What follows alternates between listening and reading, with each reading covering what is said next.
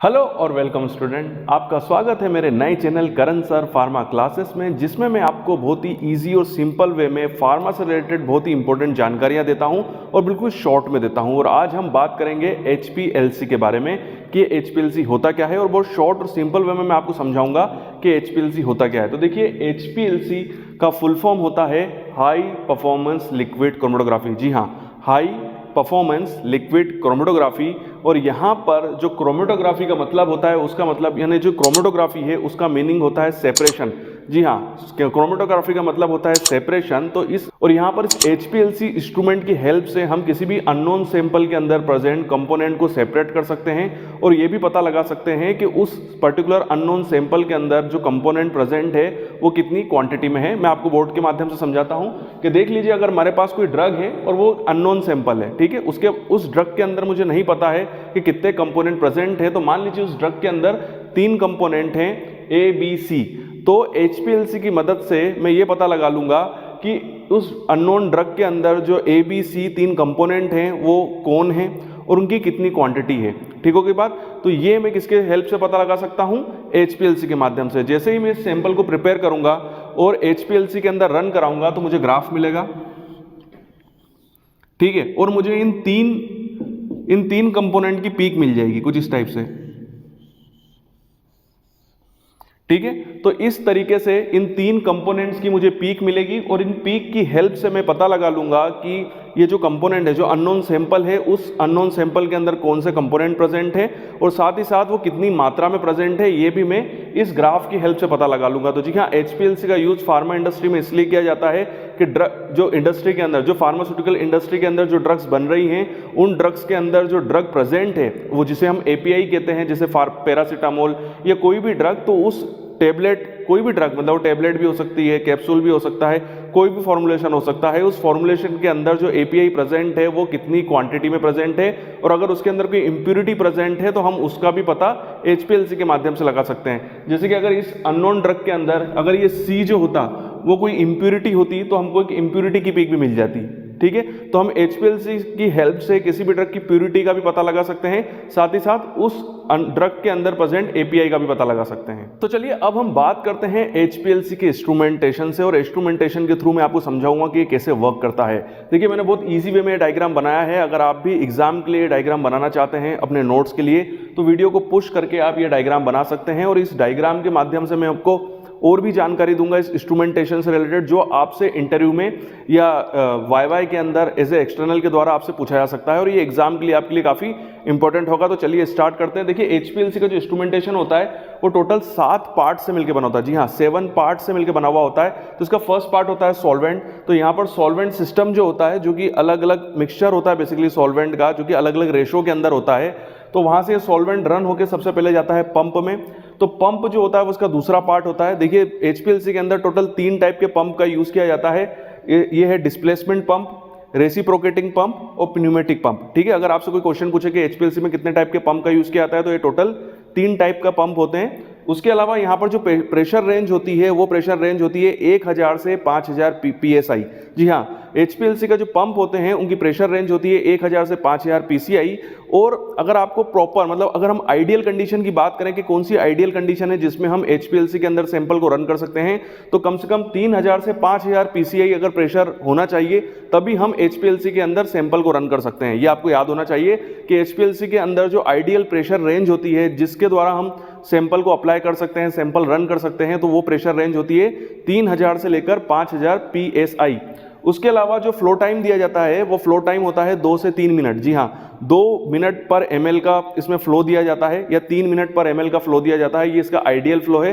ज़्यादातर अगर आप HPLC के अंदर रन लगाएंगे तो जो उसमें सॉल्वेंट का जो फ्लो टाइम दिया जाता है वो दिया जाएगा 2 मिनट पर ml अधिकतर रखा जाता है। तो ये जो फ्लो जो सेट किया जाता है ये सॉफ्टवेयर के अंदर सेट किया जाता है, और सॉफ्टवेयर की कमांड के थ्रू फिर पंप जो होता है वो उस हिसाब से, जैसा आप कमांड दोगे, जैसे आपने HPLC के सॉफ्टवेयर के अंदर कमांड दे दी कि मुझे 2 ml पर मिनट का रन चाहिए या फ्लो चाहिए, रन नहीं फ्लो चाहिए, तो फिर उस हिसाब से पंप जो होगा वो वर्क करना स्टार्ट कर देता है और सॉल्वेंट सिस्टम 2 ml पर मिनट के हिसाब से फ्लो होना स्टार्ट हो जाता है। तो मैंने आपको बता दिया कि फ्लो जो आइडियल होगा वो 2 या 3 मिनट रखा जाता है, और पंप जो होते हैं बेसिकली वो 3 टाइप के होते हैं। नेक्स्ट हम चलते हैं, उसके बाद होता है सैंपल इंजेक्टर।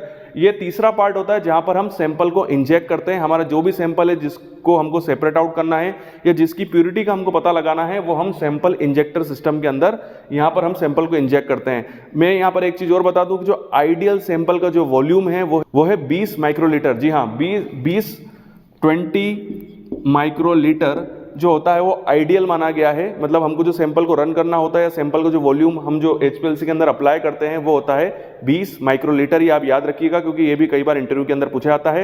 यहाँ पर इंजेक्टर सिस्टम 2 टाइप का होता है, एक तो होता है मैनुअली, मतलब हमको खुद इंजेक्टर के द्वारा अप्लाई करना पड़ता है, और एक होता है ऑटोमेटिक। ऑटोमेटिक के अंदर हमको वाइल भरकर इस इंस्ट्रूमेंट के अंदर रख देनी होती है और हमको सॉफ्टवेयर के अंदर कमांड देनी होती है और अपने आप वाइल में से इंजेक्शन जो भी आप वॉल्यूम सेट करोगे, जैसे आपने 20 माइक्रोलीटर वॉल्यूम सेट कर दिया सॉफ्टवेयर के अंदर, तो वो ऑटोमेटिकली 20 माइक्रोलीटर का इंजेक्शन ले लेगा और रन लगना स्टार्ट हो जाएगा।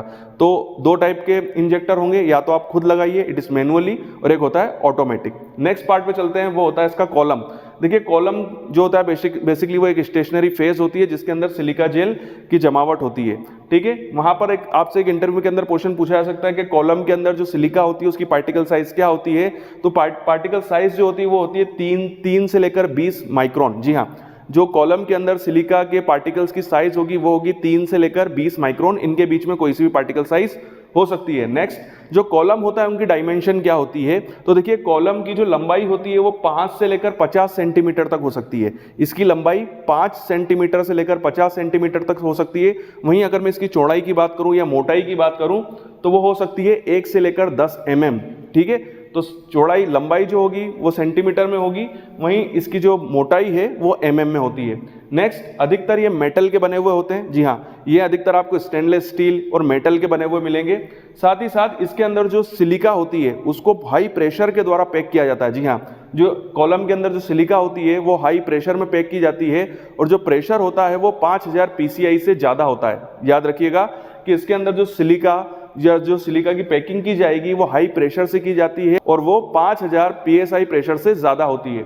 नेक्स्ट हम चलते हैं डिटेक्टर पे। जब हमारा सैंपल इंजेक्ट आप कर दोगे, पीछे से आपका सॉल्वेंट सिस्टम आ रहा है, तो सॉल्वेंट सिस्टम आपके सैंपल के अंदर डिसॉल्व होके कॉलम पे जाएगा। कॉलम में हमारा जो सैंपल है उसके जितने भी कॉन्स्टिट्यूएंट हैं वो सेपरेट आउट हो जाएंगे, कॉलम में सेपरेट आउट होंगे वाया सिलिका जेल, और वो जाएंगे फिर डिटेक्टर पे। डिटेक्टर जो होता है वो हमारे कॉन्स्टिट्यूएंट्स को डिटेक्ट करता है और इसी की हेल्प से हमको पीक मिलती है। तो बेसिकली HPLC के अंदर टोटल 8, जी हाँ 8 टाइप के डिटेक्टर्स का यूज किया जाता है। ये डिटेक्टर कौन कौन से होते हैं मैं आपको बता देता हूँ। Ultraviolet UV detector, refractive index detector, fluorimetric detector, conductivity detector, amperometric detector, mass detector और PDA डिटेक्टर। PDA डिटेक्टर का फुल फॉर्म होता है फोटो डायोड एरे डिटेक्टर। ये सबसे ज़्यादा यूज होने वाला डिटेक्टर है। फार्मा इंडस्ट्री के अंदर अगर आपको कोई डिटेक्टर मिलेगा तो वो होगा फोटो डायोड एरे डिटेक्टर। यही सबसे ज़्यादा फार्मा इंडस्ट्री के अंदर यूज किया जाता है। नेक्स्ट, जब यहाँ पर हमारा जो सैंपल है वो पूरी तरीके से डिटेक्ट हो जाता है, हमको जो पीक होती है वो कंप्यूटर पे मिल जाती है। ठीक है, कंप्यूटर के थ्रू हमको पीक दिखाई दे देती है। जब सैंपल सेपरेट आउट होगा तो वो पीक के फॉर्म में हमको दिखाई देता है कंप्यूटर पे, और बाकी जो मोबाइल फेज है ये जो रन हो रही है ये फिर ये वेस्ट बिन में जाके इकट्ठी हो जाती है। ठीक हो गई बात। तो इस तरीके से इसके टोटल 7 पार्ट होते हैं HPLC के। मैंने इसके अंदर आपको बिल्कुल सिस्टमेटिक वे में कोशिश करी है कि मैं आपको इससे रिलेटेड वो क्वेश्चंस भी बता दूं जो आपको इंटरव्यू के अंदर HPLC से रिलेटेड पूछे जा सकते हैं। जैसे पंप से रिलेटेड आपसे किस टाइप के क्वेश्चन पूछे जा सकते हैं, कॉलम से रिलेटेड आपसे किस टाइप के क्वेश्चन पूछे जा सकते हैं, और डिटेक्टर से रिलेटेड किस टाइप के आपके क्वेश्चन पूछे जा सकते हैं। तो इसीलिए मैंने आपको डिटेक्टर के टाइप भी बता दिए कि अगर आपसे इंटरव्यू में क्वेश्चन पूछा जाए कि HPLC के अंदर कितने टाइप के डिटेक्टर यूज किए जाते हैं तो आप बता सकें कि 8 टाइप के होते हैं और उनके मैंने नाम भी आपको बताए हैं। और कॉलम से रिलेटेड और पंप से रिलेटेड, क्योंकि काफ़ी बेसिक क्वेश्चन है जो कि HPLC से रिलेटेड होते हैं और इंटरव्यू के अंदर पूछे जाते हैं, तो ये मैंने बहुत शॉर्ट में और सिंपल वे में मैंने आपको HPLC को समझाने की कोशिश करी है। मैं आशा करता हूँ कि आपको बहुत ईजी और सिंपल वे में ये HPLC का जो मैंने प्रेजेंटेशन दिया है वो इजी वे में समझ में आ गया होगा। और इसी टाइप से मैं आगे भी इस चैनल के अंदर, जो मेरा नया चैनल है करण सर फार्मा क्लासेस, उसके अंदर में और भी नए और यूनिक वीडियोस बनाने की कोशिश करूंगा जिसमें मैं शॉर्ट में और बहुत इजी वे में फार्मा से रिलेटेड काफ़ी इन्फॉर्मेशन आपको देने की कोशिश करूंगा। ये वीडियो आपको कैसा लगा कमेंट्स में मुझे जरूर बताइएगा। वीडियो देखने के लिए थैंक यू वेरी मच। आपके उज्जवल भविष्य की कामना करता हूं और यूं ही बने रहिए मेरे साथ।